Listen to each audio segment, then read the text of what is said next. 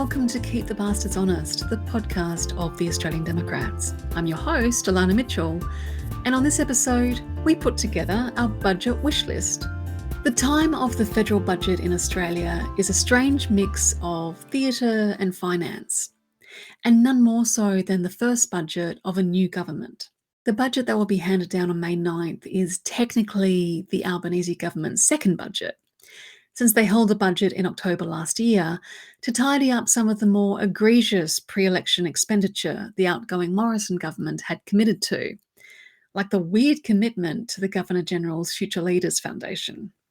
This budget is going to be the first major budget of the Albanese government, and like all first budgets, it's going to set the tone for what kind of government Prime Minister Anthony Albanese and Treasurer Jim Chalmers are planning on running. We put together our discussion on the things we'd like to see in the upcoming budget before the smorgasbord of baffling political shenanigans unfolded this week. Albanese attending Carl Sandilands' wedding, and then having an hour-long interview with right-wing commentator Piers Morgan in the lead-up to the coronation of the King of Australia, Charles III. Jim Chalmers refused to raise the rate on JobSeeker, and then possibly backtracked and indicated the government would raise it for those on JobSeeker who are over 55 years of age, which only unleashed even more opprobrium upon them. The Australian Democrats have put together a petition calling on the government to keep their election promises of no one left behind and an economy that works for people and not the other way around, and raise the rate for everyone. That went out to our members and supporters this week to sign, and we'll be passing it on to Treasurer Jim Chalmers and the Shadow Treasurer Angus Taylor in the lead up to the budget. Our discussion ended up front-running the news cycle a bit, since so much of what we talked about ended up in the headlines a couple of weeks later. So put your budget nerd hats on and settle in. Steve and I pay our respects to the traditional custodians of the lands upon which we recorded this episode, and their elders past and present. Sovereignty never ceded.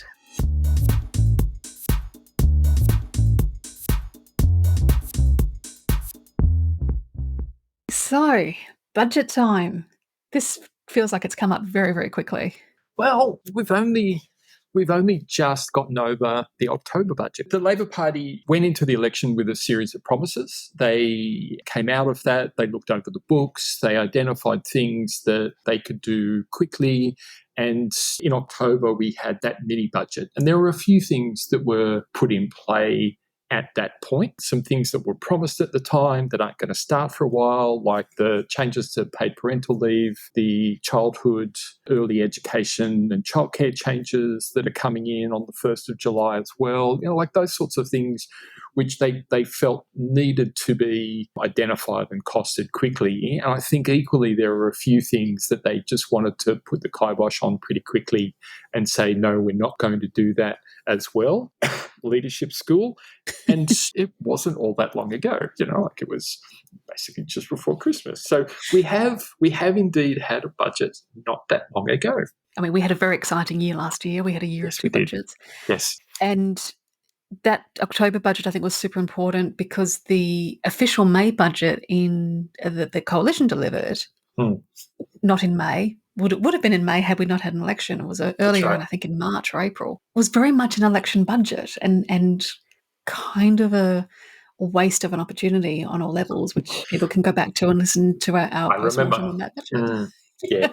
So because we had that October budget, this budget I think is going to be super interesting because historically the first budget that a new government brings down is the bad budget. It's the budget where all the boondoggles from the previous government get snipped and austerity and all that not fun all the hard stuff. Choices. Yeah.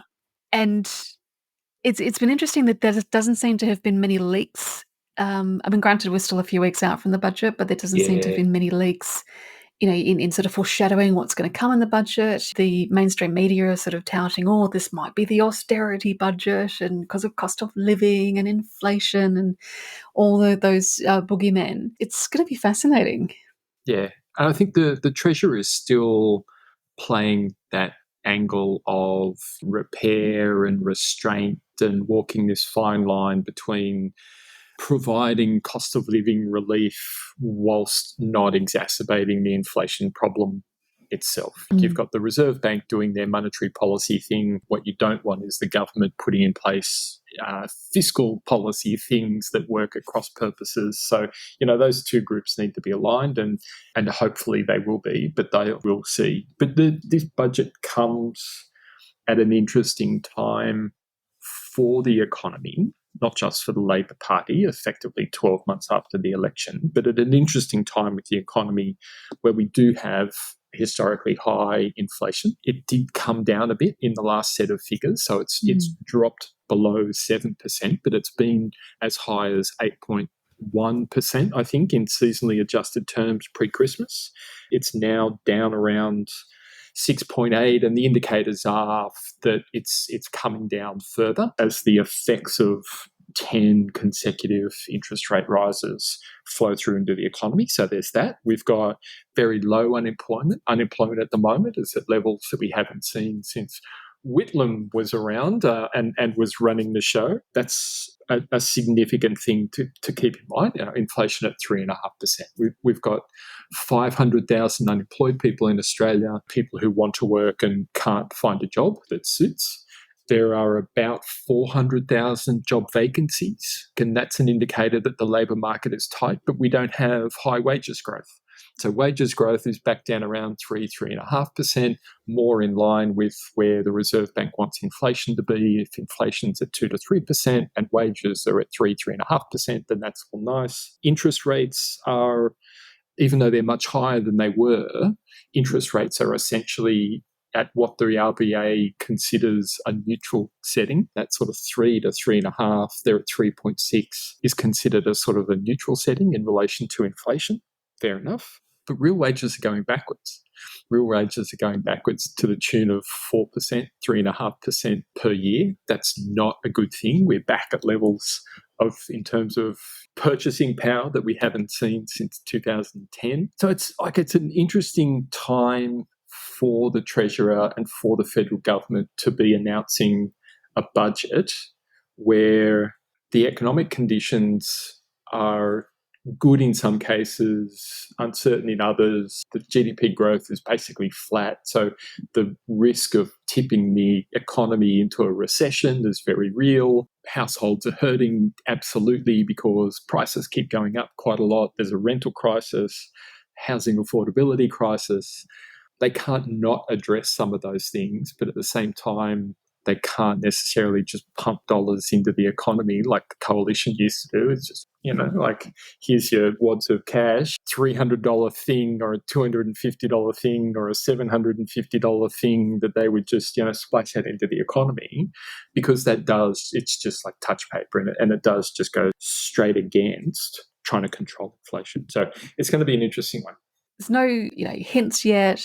And as Labor keeps saying, there's a lot of repair that needs to be done. I mean, we've had a decade of essentially coalition mismanagement of the economy, and that's not me being partisan. You ask any economist, they will tell you that so much of what has happened in the economy over the last 10 years has not been good for the country. And there's still a lot of boondoggles and structural, inequities left over from like the Howard years, when we had the blinding boom and rivers of taxation gold flooding through, and he and Peter Costello had just had no idea what to do with all this revenue, and so built structural inequities into the economy. Those chickens are coming home to roost in a big way, and have done, not just now, but have been coming home to roost for the last decade. And someone's going to have to do something about them, and it's going to be Labor, because no coalition government is going to tamper with anything that John Howard put into place for obvious ideological and party loyalty reasons, which means things like negative gearing on houses, discount on capital gains tax on houses, superannuation tax breaks, the stage 3 tax cuts. That's another unexploded landmine that Scott Morrison left behind for the Labor government. Someone's going to have to defuse all those particular bombs. And the vested interests who benefit from those are not going to be happy about it.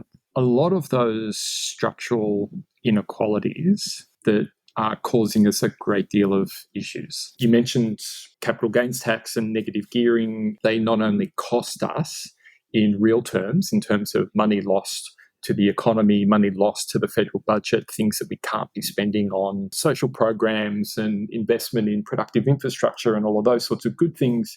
But it's also quite clearly the thing that's been driving a housing affordability crisis for the last 27 years. You can see when the Howard government put in place those changes, and you can see the way that that decoupled house prices from wages growth in Australia. Up until that point, wages growth and the growth of house prices basically moved in lockstep and were pretty closely aligned. And as soon as those changes kicked in, it goes. And the difference now between where median salaries sit and where house prices sit is off the charts. And it's why, in order to buy a home in Australia these days, it's many multiples of your household income more than it used to be 30 years ago, kind of thing, right? So there's these structural issues. Another structural and collection of structural issues is superannuation. We've flagged some changes to superannuation rules around tax concessions on various sizes of funds, and I'm looking forward to seeing that in the budget and whether or not there's more to it than that, or that's the only change. That hasn't been pre-released. Let's call it a pre-release rather than a leak, but that hasn't been pre-released either to the media. So that one will be interested to see. But again, those things cost us, tens of billions of dollars a year in lost government revenue. And again, that's money that isn't spent on those social programs. It overwhelmingly favours people with high superannuation balances. Those are overwhelmingly people with higher incomes and the rest of it, and wealth to throw around and park in things like superannuation funds that they're not allowed to touch. So that's not a good one. Another big one is the tax concessions, like the tax-free threshold on pension income. So the first $100,000 is tax-free. If you're out in the workforce earning money, it's only the first $18,000 that's tax-free. But if you earn that money via a pension, the first $100,000 is tax-free. Wow. I see that comes as news to you. You weren't aware of that one. No, well, look, I know. You and I are both a long way away from that particular group. Yes. But yes. That. Yeah. Far And this out. is one of the things, like we've been talking for some time, but that particular concession is increasing. It costs us more and more people earn and are in a position to earn $100,000 in their pension phase. And it means that you've got about $2 million or more in your pension fund, right? Like give or take. And that's sort of on average a 5% return on pension incomes when interest rates are at 3.6%. That's fairly easy to do for an investment fund to give you a pretty steady 5% return. So 5% return on $2 million invested, it gives you $100,000 tax-free income for the rest of your life, right? Various groups have said that's too high, it should come down, maybe only $75,000 in tax-free income. That, of course, essentially was turned into the boogeyman's coming to take all your grandparents' money or your parents' money from them. We're here to send pensioners into poverty, ignoring the fact that all of the other pensioners are already in poverty, and it's just this group on $100,000 tax-free a year. So those sorts of things. And again, like that costs us tens of billions of dollars a year. I'm fairly certain that one, if you combine that with the superannuation amounts, it's worth more than the NDIS is, for example, in terms of what it costs. And in terms of where we spend our money and who we're helping and all the rest of it, I would rather spend more on helping people who need it in the NDIS than a pensioner with a few $1 million in their fund so that they can get a tax-free $100,000 a year. It really puts paid to two things. Number one, it absolutely drives a stake through the heart of this notion of the self-funded retiree, because there's no such thing. Yeah. You're still funded by the taxpayer. It's just how it occurs. You either get the actual state-funded pension, or you get obscene tax breaks on your self-funded, in quotation marks, pension. And it also puts paid to the notion that it is the vulnerable and, shall we say, low-income people who are the main beneficiaries of welfare in this country. It's obvious with all of the tax breaks that we have just outlined.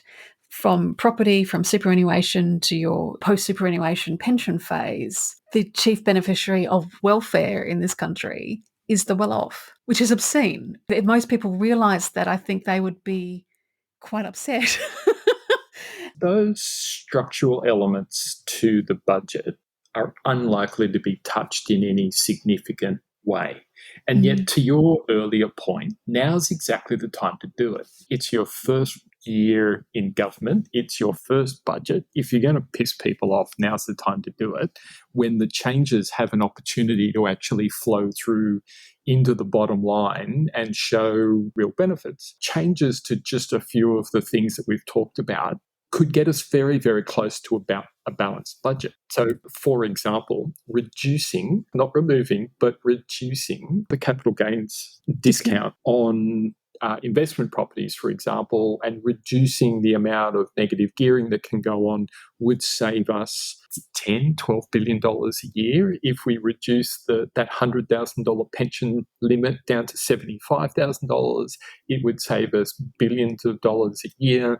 If we put in place the tax-free concession limit on super funds at $2 million instead of $3 million that has been discussed, that'll save us another, I think it's $6 billion a year. The deficit's 35, 36. We've just taken 2/3 out of it. And we haven't hurt any poor people. We've actually contributed, made available a pot of money. And the only people that we've tinkered with are people with large property holdings getting tax-free amounts to help them grow their property portfolio, and people with a few $1 million minimum in their superannuation accounts. And again, we're not taking the whole thing away. We're just moderating it marginally, and really, really only marginally is what we're talking about. And yet the amounts of money that we would actually save are significant. So you're being extraordinarily generous to those people, because if I was the one running the razor over those figures, I wouldn't be trying to, look, $2 million on the super fund, I think that's a fair thingy, but 75 grand tax free in your retirement, I still think that's way too generous. But that's pretty generous. That's me. I would make it lower. Yeah, I know. I'm fair enough. But, I'm not quite the socialist you are, obviously, Elana. Obviously. Yeah. The argument that goes on around the tax concessions for property investors is the rent. And the clear lie there is that, well, we've got a rental crisis and we already have those things in place. The way to alleviate it is not to give more tax breaks to property investors. It's actually to take that money and spend it on public housing and social housing programs and put some real money into that kind of thing, instead of giving tax breaks to individuals. The whole gig is to try and make money from it. So it's not like they're delivering a social good as much as they like to think of themselves. I saw someone on Twitter actually yesterday claiming that because they were a landlord and they were renting their house to someone who couldn't afford one, that they were actually doing a good deed for the poor people. What? It was an interesting twist of logic. But yes, they were giving themselves a little pat on the back and asking for people to give them a break because of their largesse in renting their investment property to somebody else. There you go. Far out. Yeah. So I'm not opposed to austerity if, as we just laid out, it's austerity imposed on rich people who don't need taxpayer funding. Sure. On either their investments or their superannuation or their retirement. I'm totally down with austerity, as we just could, because I'm apparently a socialist, as you just accused me.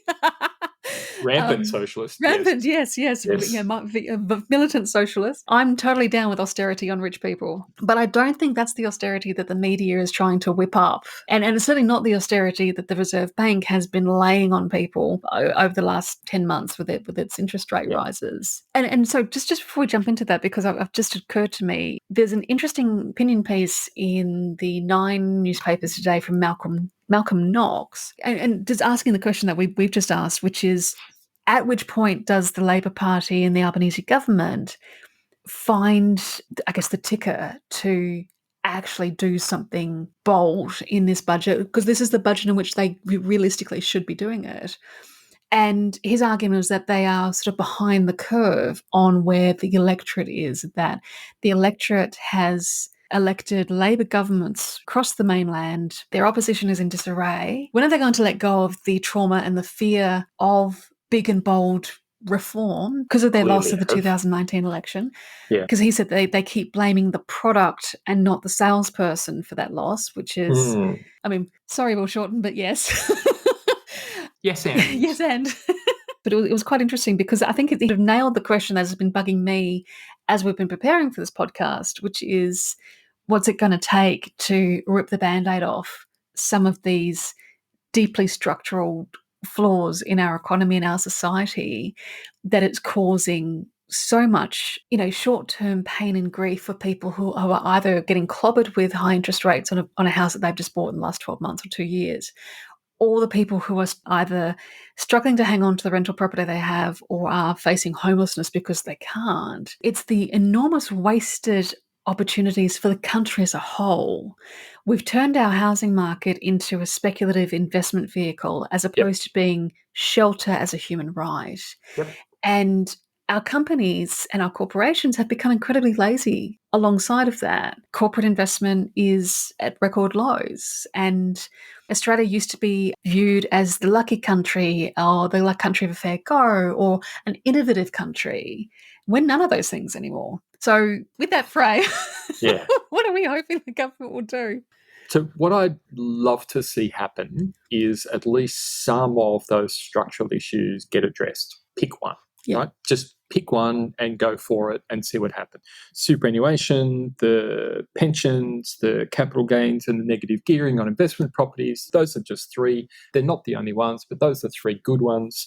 They're expensive, they grow more expensive each year, and they don't contribute anything other than exacerbating wealth inequality in this country. And as you saw research from the Australia Institute earlier this week, wealth inequality is very, very bad in Australia and has been ridiculously bad in the last decade. The research that they put out said that in the last decade of the economic growth in Australia, 93% of it went to the top 10% of wealthy Australians. And the other 7% was shared amongst the remaining 90% of Australians. That was not always the case. And if you go back only to the 1950s and the 1960s, that distribution was almost exactly the opposite. As Australia became more prosperous, most of that prosperity and most of that additional wealth went to the lowest 90%, that big portion of lower and middle income Australia, and a small percent went to the wealthiest 10%. By 1980, that was 50-50. 1990, that was 50-50. And in the last decade, it's really, really ratcheted up. So inequality in Australia is growing really, really badly and really quickly. And it's being driven by these sorts of things. So pick one and address it. As you say, it's Labor right across the mainland and in federal government. You've got a Senate who would absolutely be supportive of measures to address this kind of stuff. Certainly the entire Greens bench would be. I know the Lambie network can be difficult to negotiate with at times, but certainly Jackie Lambie in particular seems to favour these sort of wealth distribution measures and where we address inequality. Who knows where that would go? So I'd love to see that kind of thing happen. I'd love to see some really bold funding for universities and TAFE in Australia. They have not been well served. The university sector itself has some soul searching to do. Again, there was some research published this week looking at the plight and the use of casual labour amongst academics inside universities. It's been happening in America. It's absolutely happening here in Australia. We saw during the early phases of the pandemic tens of thousands of casual academics, casual lecturers, casual tutors, casual assistants, academic assistants basically lose their jobs without any kind of support at all. And universities just went goodbye to you. They're in very, very precarious employment circumstances. So there's some work for the university sector to do there anyway, but the funding for universities has been gradually reduced over the last decade. Same with TAFE, been gradually reduced over the last decade. Some of it has been privatised. It would be great to see that refunded at appropriate levels. Those are the first two things that I'd like to see happen. If I was Jim Chalmers, I would be tying that restoration of funding to unis to make it conditional on them reforming their hiring and remuneration practices. Yes. We have been obviously as a party, have been very pro adequate funding of universities for some time. I mean, the coalition were vehemently opposed to universities and because they saw them as hotbeds of lefty wokeness, and also the kind of institutions that produce people that do not vote for the coalition, which is their primary motivator. But without a strong, diverse and innovative university sector, the innovation that drives our economy is just not going to emerge. It's a national interest thing to have a strong, well-funded, free to research and innovate university sector. Yeah. That is a public good. Yeah. And the only way you get to do the cool, interesting research and innovation is if you have job security and freedom to do the research as well. One of the things that we saw from the coalition government, and it's not a budget measure, but I'm hoping that we don't see the same thing from the ALP, which is interference in the ARC grants process, where essentially ministers vetoed funding requests and research grants because they disagreed with the topics that were being researched. Now that's like wildly inappropriate. It's wildly short-sighted, as you say. Like, it doesn't help us develop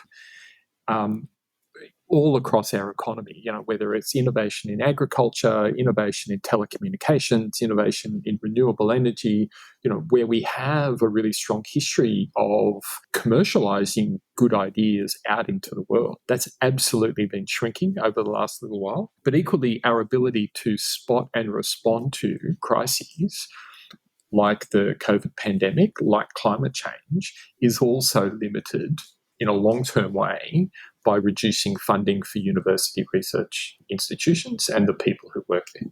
I mean, there's hundreds, if not thousands, of stories of truly groundbreaking innovations that ended up going overseas for funding because the inventors could not get a start here.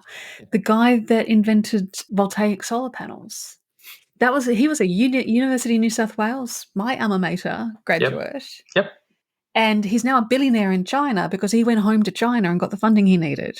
Yes, because he couldn't get it here, right? Yeah, it's that kind of thing. Which again, it's not necessarily a budget thing. This is my militant socialist wish list. But if I was Jim Chalmers, I would just be tossing research money at the CSIRO, at our research institutions, and just go, this is the decade for innovation. Let's get you back up to speed. Yeah, exactly right. And I was chatting with someone earlier today about the fact that Australia doesn't process our raw materials anywhere near as much as we could or we should. We export raw materials overseas and let other people do that value-added processing, and then we buy them back in a heavily marked up way. And it's all sorts of things that we do that with. Large amounts of iron ore go overseas. All of our diamonds go to Singapore, where they're cut and polished and then sold back to Australian jewellers for setting. We've got this sort of magnificent set of diamond mines in Australia, and yet the actual stones that we find go overseas to be processed and sent back to us. And we do the same with wheat, barley, and other things. We send them overseas to be processed into things like flour and other products. We don't do it ourselves and send over a value-added product. And the thing about that is that if you aren't supporting those value-adding industries, the processing and manufacturing industries, then the skilled work that goes into that and the engineering and the science that drives those processes also has to come from overseas, because the jobs aren't here, right? And so the universities won't teach those things because not enough students want to learn them here and all of that kind of stuff. Or even worse, you're getting students coming from overseas where you're teaching them those skills so that they can go back home and manufacture your goods using your raw materials. We don't think about those sort of second and third order impacts of some of these decisions. We cut funding on the thing and then surprise ourselves when we're importing all of these finished goods from other countries using our raw materials as inputs. Yeah. As you mentioned earlier, Labor, in their last budget in October, did legislate changes to early childhood education and the fact that I think they'll be subsidising up to 95% of the cost of that. Mm-hmm. If we had Jim Chalmers in the room with us, I'd say, look, Jim, just rip that Band-Aid off. What's the 5% for, buddy? Yep. Yeah, exactly. Make it universal, make it free. And for two reasons. Number one, we proved that we could do it during the pandemic, and a coalition government proved that we could do it, shockingly, which I think probably made Scott Morrison break out in hives at the very thought. But again, another public good, Mm-hmm. because childhood education is so crucial. And any barrier to getting a child into a learning environment is unconscionable.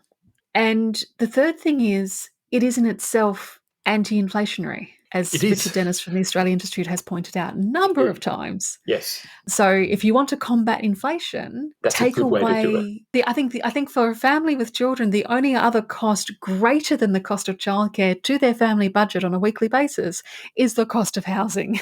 Right. Yeah. And I think it's good in a whole variety of ways.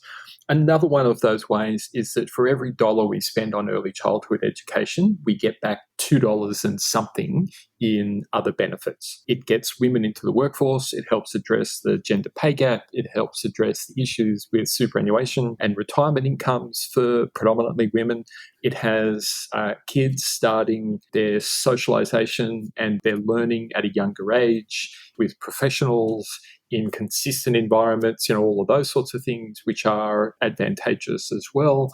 But for every dollar you spend, you're getting more than $1 back, which sounds like magic. And it's a good thing. We call those economic multipliers, and it's exactly the kind of thing that you're looking for, in addition to the simple fact that not only does it take care of the huge impost on the finances of those homes, but it's also anti-inflationary, reduces prices.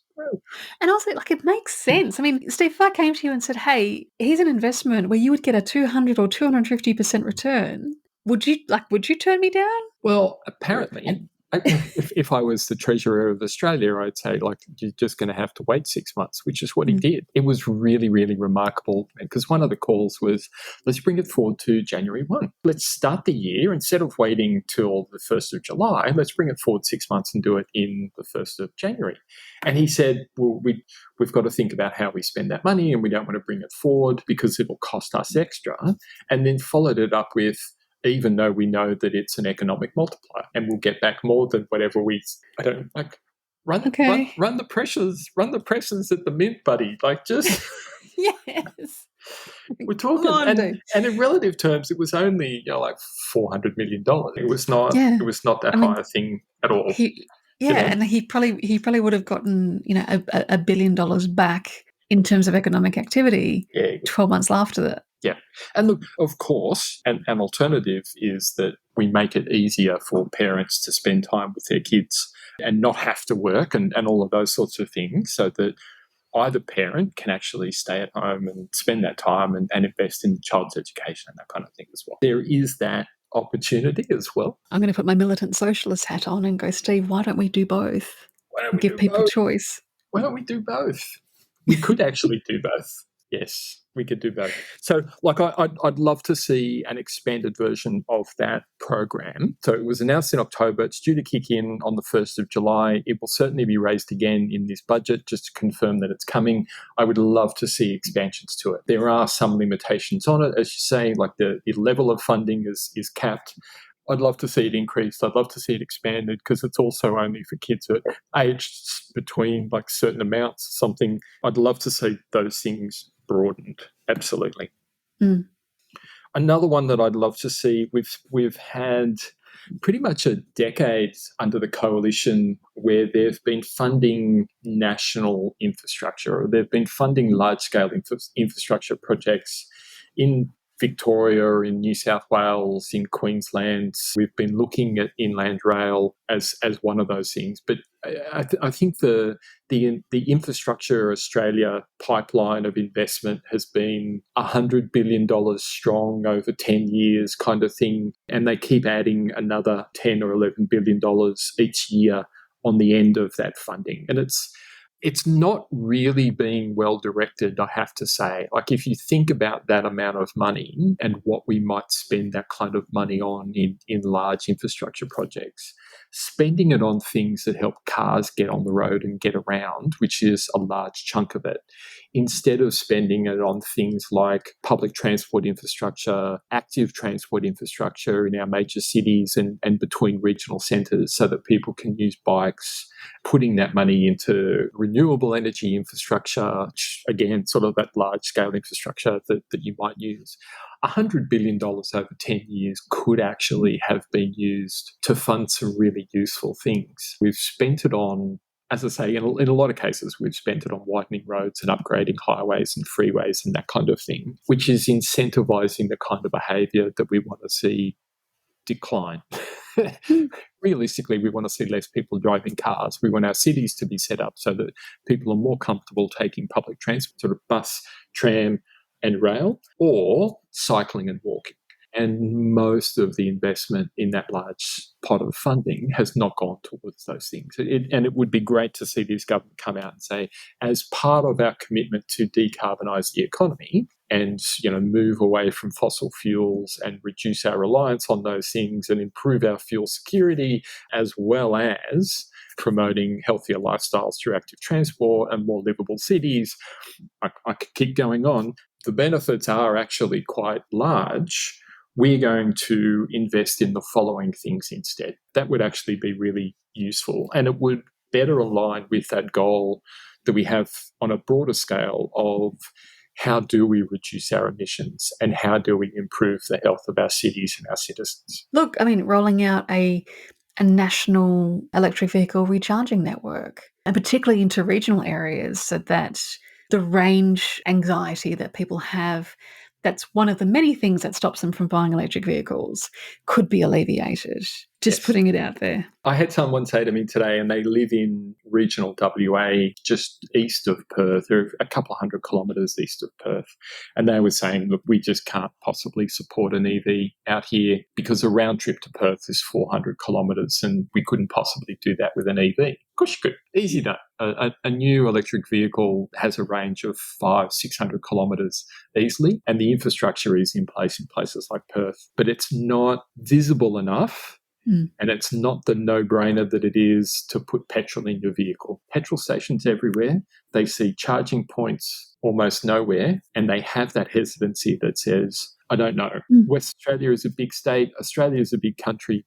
Once you get out of the major cities, it can take a long time to get between places. I understand that hesitancy. We absolutely need that. And it actually would cost a great deal of money. So I think Australia has something like 29,000 thousands, 29,000 at about 7,000 service stations. Last time I looked, and it's a little weird that I looked at all, but last time I looked, it was about that amount. The cost of a fast charger is coming down, and by fast, I mean something that can recharge a passenger vehicle, like a sedan or a ute or an SUV kind of car. That'll recharge that in sort of 10 to 15 minutes is coming down and continues to come down quickly. It used to be about $100,000. They're now under 50 and they're coming down. And the projection is that by sort of 2025, 26, you can get one of those installed for $10,000 to $15,000. That works out at about $4 billion to replace every petrol pump with a fast charging station at every service station in the country. That's peanuts. That's actually that's a small amount of money. It used to be 30 billion, and you go, but now it's coming to the point where you could do it quite happily. And the thing is, petrol stations aren't the way to do it necessarily. It's shopping centres, it's restaurant car parks, it's supermarket car parks, it's shopping malls, it's homes. Those are the main places where people would actually recharge their vehicles rather than needing to stop at a service station. But even so, you could do that in those service stations for a relatively small amount of money. And it gives you the visibility. People would start to see when they pulled into a service station, they could go, oh, petrol, LPG, diesel, electricity. Okay. Yeah, and you're right. And that's before we even look at opening up new electric vehicle charging stations as a hub. I mean, yes, range anxiety is not limited just to electric vehicles. I mean, We have managed and coped with range anxiety in petrol vehicles for decades. Because if anyone's tried to cross the Nullarbor, you know the anxiety of, did I fill up properly at the last station? Am I going to make the next one, which is 400 kilometres east? Because in early electric vehicles, terrible range. But Sure. again, this is the problem with it being early. But we're several generations into electric vehicles now. And as you said, new ones have ranges of 500 to 600 kilometres. My car, when I fill it up, and granted it's a little Mazda CX-3, it's not designed to cross the Nullarbor in a single tank. Depending on how far I've been travelling, it'll have a range of between 600 and 700 kilometres. And I fill that up once a month. It's fine. Yeah, exactly right. It's getting to the point where a range of 1,000 kilometres is the newer cars that are coming out, 700, 800, 900 kilometres plus is not unusual, and more that will become the norm. And that's like 1,000 kilometres gets you from Sydney to Melbourne kind of thing. I think it's, if you go down the Hume Highway, it's 837 kilometres from Sydney to Melbourne. 1,000 kilometres might get you up the east coast between Sydney and Brisbane.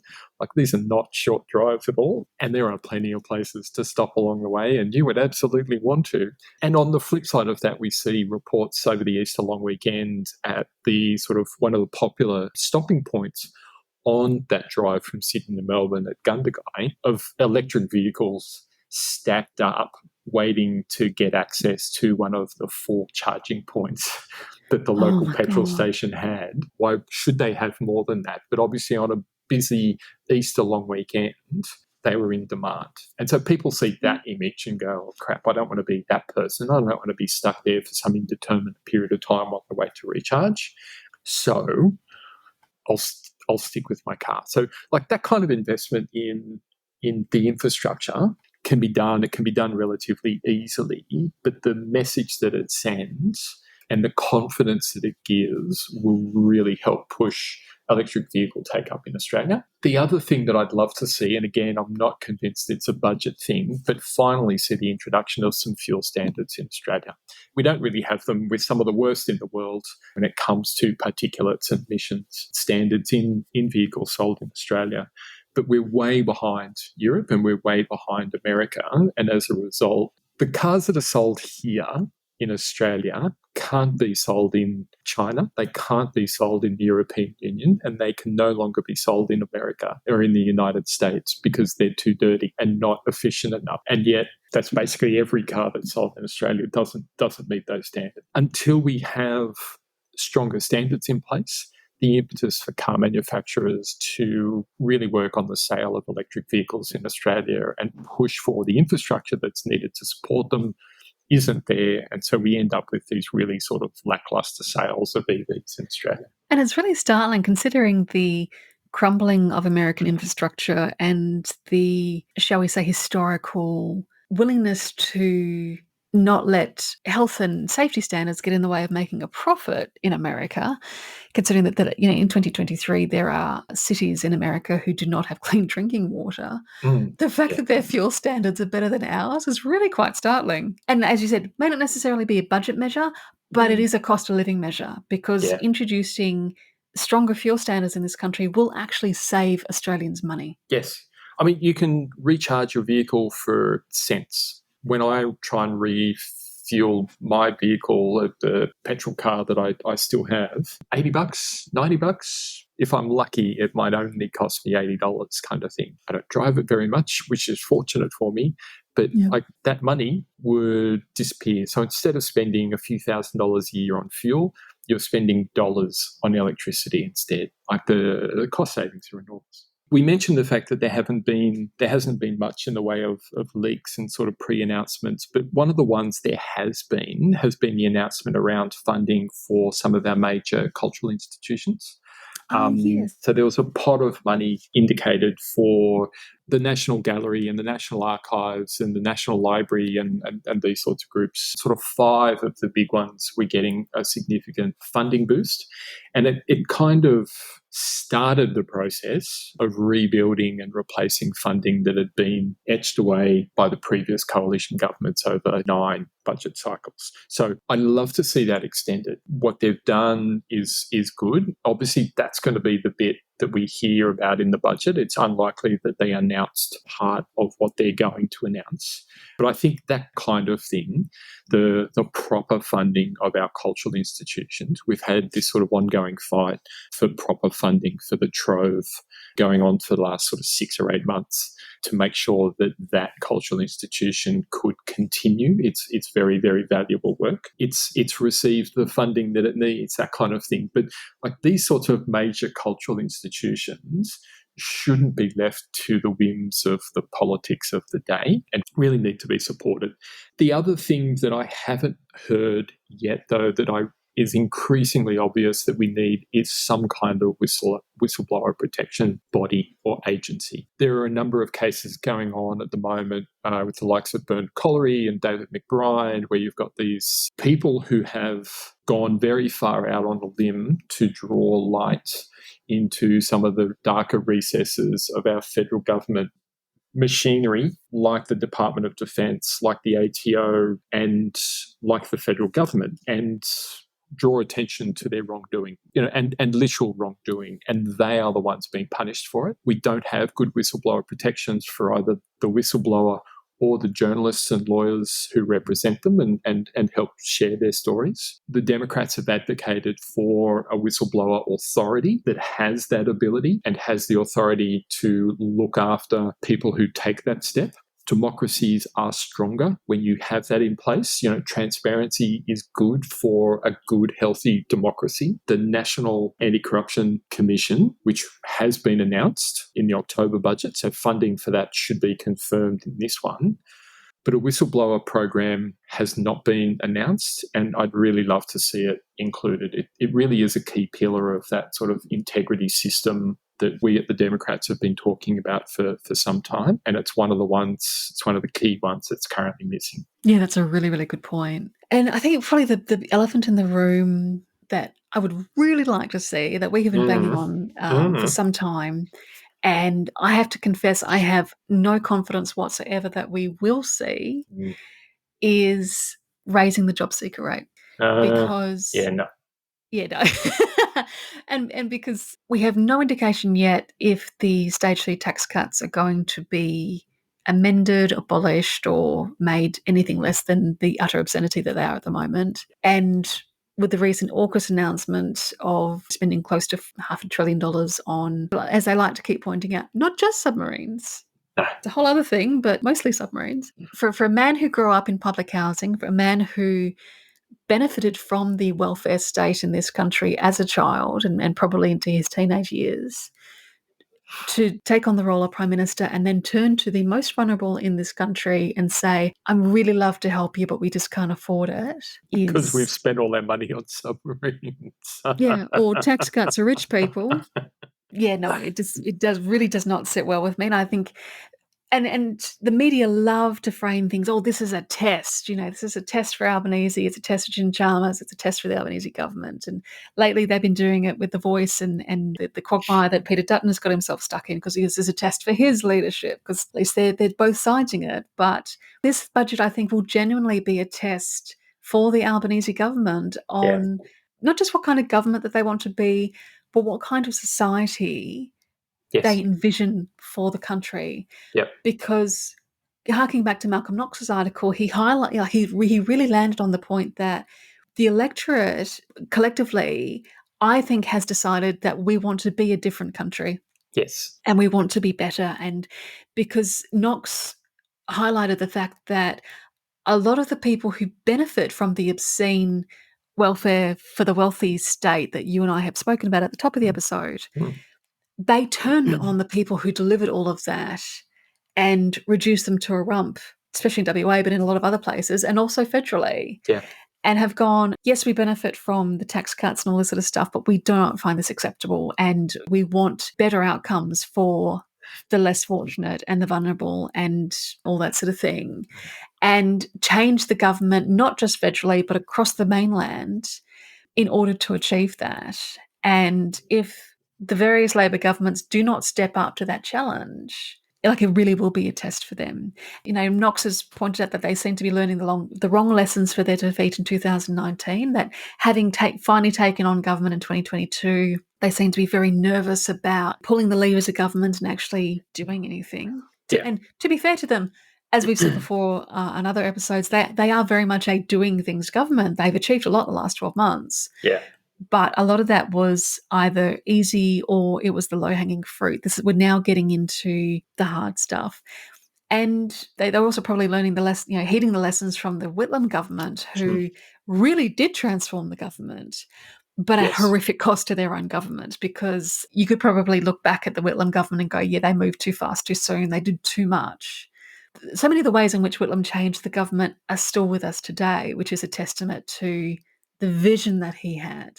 Yes. And I think this is going to be a real test for the Albanese government as to whether they have a vision, much less what it is. Yeah. I think the State Street tax cuts are now an issue that must be dealt with. It was one thing to not tackle them in October, but they come into effect on the 1st of July 2024.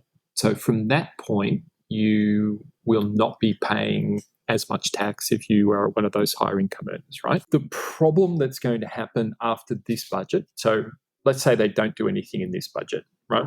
We tick over into the new financial year.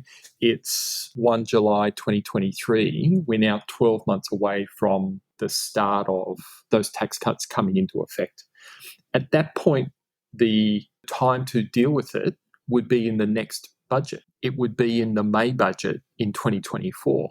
Now, that's too late to be making changes to what people can expect to be paying in tax in 6 or 7 weeks' time. The argument against that change at that point would be, look, it's too late. You're not giving us any time. Tax guides have all been printed, like all of that kind of stuff. The time to do it is now. It's in this budget. Put it into the tax tables and say that change to the tax rate is not going to happen in 12 months' time. We're not going to have the reduction in the number of tax brackets. We're not going to have this sort of major change to the tax rates. It's going to continue as it is, or it's going to be this other thing. I really firmly believe that if they don't do it 25 days' time on May 9th, they won't do it at all. I really do think that's what it comes down to. Now, I saw someone the other day say that State Street tax cuts are not a decision for this budget, and I fundamentally disagree with that. And on just the practical side of how tax accountants operate and how people make choices around their finances, once you get into this next financial year, they will begin to be making choices based on what their tax obligations will be the following year. They will absolutely. And the argument, the closer you get to July 1, 2024, will be we don't have enough time to roll this back. You got to do it now. The other thing is that we're making funding decisions and spending decisions on the basis of how much money we'll have over the forward estimates. And over the forward estimates, we start spending $12 to $15 billion a year, essentially giving that tax break. We're giving up $12 to $15 billion in revenue, foregoing that revenue from next year if we don't address it now. It'll impact our deficit. It'll impact our funding choices. And if you're going to do it, as we said earlier in the program, do it in your first budget. Get it out of the way early. Deal with all the shit you're going to get from the right-wing media anyway. But you're going to get shit from the right-wing media no matter what you do. So why not wear it for something useful rather than wearing it for whatever trivial shit that's going on? And to put a purely political spin on it, to wait, apart from the very, very logical and practical reasons why it must be in 25 days' time and not next year, the political Tetris that they need to play is in the 2024 budget. That might be their last budget before they call an election at the end of 2024. Correct. Yes. Will start to be speculated because Why not? federal election cycles are not fixed and they are only 3 years long. Yeah. And that's not the budget that you pull stuff like that in. And absolute worst case, they go full term. We have a federal election in May of 2025, which is when it's currently due.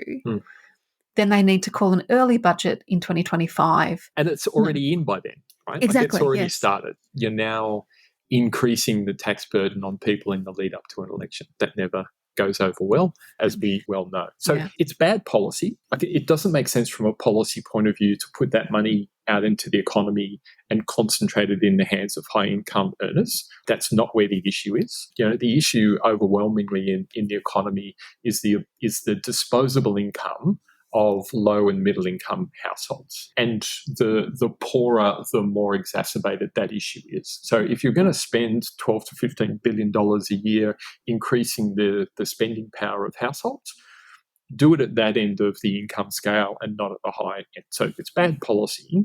And to skip it this time around is bad politics. And yet, I just don't feel like they're going to do it. No, there's zero indication. They keep getting asked and they keep saying, no.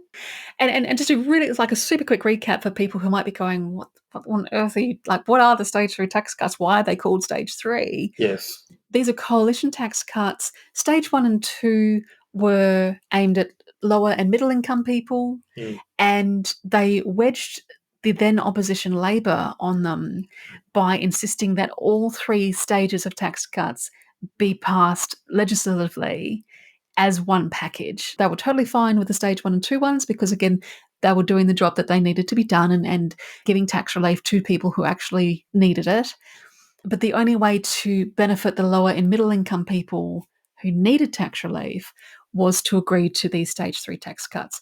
So these tax cuts have already been legislated with Labor's help. People like you and I criticise Labor fiercely for it. And so for those tax cuts to remain in place and to hit the economy as they have been legislated, Labor just has to do nothing. Scott Morrison, I think, was not a super tactical genius as people sort of made him out to be. But on this one issue, he was, because what these tax cuts will do is flatten our progressive tax system. They're actually removing an entire step in our progressive tax system. That's not good. Yeah. And it's a whole other podcast as to why it's not good. We should probably do one. But I think the Australia Institute has done several around this issue and why it is so bad. The upshot of it is, though, that stage 1 was a temporary measure. That was the low and middle income tax offset. That was for people earning between $30,000 and $120,000 a year. They got $1,080 a year as a rebate, and it was temporary, and it's due to expire now. So it will actually disappear. So it was a temporary measure. Stage 2 tinkered with the marginal tax rates and the thresholds. And that kind of thing happens on a semi-regular basis to address bracket creep and changes in the structure and shape of salaries in Australia. But it was certainly geared more towards the middle and high income earners rather than the lower end. Stage 3, almost all the benefit goes to upper middle and high income earners. And the vast bulk, I think 2/3 of the benefit go to the top 2% of wage earners, something along those lines. Like, it's heavily geared towards high income earners, people on $180,000 or above. That's where most of the benefit goes. And as I say, like, it's not really where we need to be helping anybody. It's all down the other end that people need help. And at this time around, they're the people who are actually going to be $1,000 worse off as that stage 1 piece retires. Yeah, and so it's very telling that the stage 1 piece for the genuinely low income people was temporary. And that the tax cuts for the enormously wealthy are permanent. And it's a terrible look for a Labor government who ideologically, historically, have been governments of redistribution of wealth to not only be overseeing the expiration of temporary tax relief for genuinely low income people, because they have confirmed that the low and middle income tax offset will expire this year. They have committed to that. And then also oversee the implementation of tax cuts for the top 10%, who will get like a $9,000 a year tax cut. That's right. But we can't afford to raise JobSeeker. Yeah. And in fact, the amount of money it would cost to increase the rate of benefits up to the Henderson poverty line. So we're not taking people out of poverty, we're simply putting them at the threshold rather than destitution kind of thing, is roughly the same amount of money per year as we're talking about spending here. Now, we've been told quite firmly we can't afford to increase the benefits for people on various things, whether it's New Start or Job Seeker or the student allowance or the disability pension or whatever it might be. We've been told we can't afford to do that. And so, unfortunately, those people have to remain living in extreme poverty. But we couldn't possibly touch this tax cut for high income and high net worth individuals. Oh, it's already been legislated, Steve. What are you talking about? It absolutely doesn't make any sense. As I say, like, it's terrible policy. It doesn't work politically. I think it's going to absolutely hurt Labor. It's the sort of thing that will drive people towards the much more progressive party. So your Greens are much more likely to get votes out of this kind of thing than otherwise. It's an odd choice politically. I'm very, very hopeful that they simply are going to spring it on us at the last minute so we don't get 3 weeks of right-wing media going to town about broken election promises. But we'll see. I desperately hope that they, as you said, spring it on us at the last second to avoid a right-wing media meltdown. And I really want to be wrong. I really want to be pleasantly surprised by misreading their intentions. In our post-budget episode, I really want you and I to be able to sit down and go, well done, Labor, on playing chicken with us. I will stand up and applaud if that is what is happening. I really will. And I hope that's what it is. I hope we see that rather than a series of self-congratulatory, we're proud to announce record expenditure in health or education, which is only coming about because of indexation and a growing population. Like, I hope we don't see that kind of crap, because we had 9 years of that shit from the coalition government. Every time a baby was born, they crowed about record expenditure. It's per capita, buddy. Like, I don't see you taking credit when costs go down because someone unfortunately passes away. And listen, like, a serious point on that at the moment. But we are seeing the mortality rate in Australia is currently 15% up on what it should be. So the unexplained mortality rate is about 14 to 15% higher. It's almost certainly due to COVID-related diseases, not just COVID, but ischemic heart conditions and a variety of other things, blood clots, aneurysms, pulmonary embolisms, those sorts of things that are seeing a disproportionate number of people pass away. I've already seen estimates around the savings, the lower expenditure in things like aged care and the aged pension and some of the disability services as a result of lower than expected demand, which is a nice way of saying people are dying more than we thought they would. So there's going to be a little bit of that going on as well. Wow, that's morbid. Yeah, it's going to be an interesting one. It's hard to overstate the challenge that Labor faces. There do seem to be some things that they could quite easily do that they would be cheered on for, that people would be quite happy about, that would be nation building, that would be visionary, that would absolutely target spending towards the right people who really need it and could do with a bit of a lift. Spending on productive infrastructure, spending on things that really sort of set us up for this decarbonised economy that we know is coming over the next few decades. All of that could be on the table. Let's see what we get on May 9th.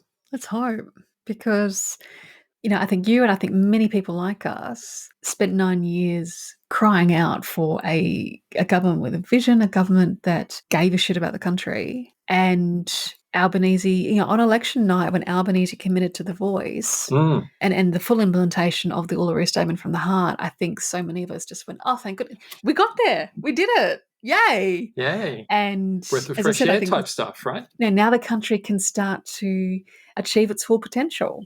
Not just this budget, but this term is going to be a serious test on whether or not that faith was misplaced or not. And I desperately hope it was not misplaced. Yes. Yes, indeed. Awesome. Great chat, Steve. Can't wait to do the budget. Yeah, me too.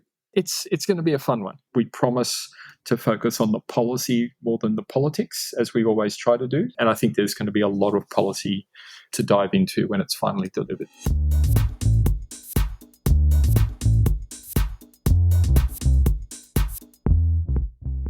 The Albanese government's apparent refusal this week to lift almost 700,000 people out of crippling poverty is genuinely odd, considering the Prime Minister's backstory and the many, many times they castigated the Morrison government for not raising the rate of job seeker while they were in opposition in 2021 and 2022. The Business Council of Australia, who are not exactly renowned as bleeding hearts, have been calling for the rate of what was then New Start but is now Job Seeker to be raised since 2011, since they argue correctly that it is now an impediment to finding work. Former Treasury Secretary and author of the Henry Tax Review, Ken Henry, also not renowned for being a socialist hippie, wrote a piece for The Guardian demolishing the claim that raising job seeker would be inflationary and stating that it would be cruel not to raise it. The unemployment benefit used to be 90% of the age pension in the 1990s. It's now about 65% of the age pension and about 50% of the minimum wage. The people who are most likely to be on job seeker, and particularly on job seeker long term, are older women who are more likely to be disabled or have chronic health issues or caring responsibilities that prevent them from working, or working enough hours to not require job seeker. Successive governments have tightened the eligibility criteria of the disability support pension in order to trim the social security budget, and many people with disabilities have been pushed onto job seeker and mutual obligations instead. In an economic environment with labour shortages, high inflation, and a cost of living crisis, anyone who is still on job seeker at the moment, as Ken Henry pointed out in his article, clearly need more assistance than they're currently getting. Something to note is that if Anthony Albanese's mother was raising him today, she would likely be on job seeker and not the disability support pension. And Albanese and his mother would likely be homeless, since it's unlikely they would have access to social housing in an inner city suburb of Sydney. I've put links to all of our sources in the show notes, as well as a link to the Australian Democrats' income support policy platform if you want to see where we stand on all of this. And all of this is something to keep in mind when Jim Chalmers hands down his budget on May 9th. As I said in the episode, I really, really want to be pleasantly shocked by this budget. Here's hoping. Keep the Bastards Honest is brought to you by the Australian Democrats. This episode was edited and produced by me, Elana Mitchell. If you'd like to keep in touch, you can find us on Facebook, Twitter, Instagram, YouTube, and LinkedIn by searching for Australian Democrats. And you can see what we stand for, what we value, and what our policy positions are at our website at democrats.org.au. Until next time, thanks for listening.